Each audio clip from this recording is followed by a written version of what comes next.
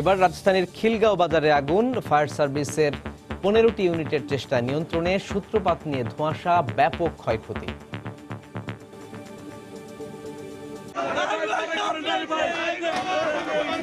রাস্তায় নেমে গেছি, আমার এটাই আমার একমাত্র সম্বল আছে। রোজায় ভোগ্যপণ্যের দাম না বাড়াতে ব্যবসায়ীদের প্রতি প্রধানমন্ত্রীর আহ্বান, সিটি ইকোনমিক জোন সহ 11 অর্থনৈতিক অঞ্চলের উদ্বোধন।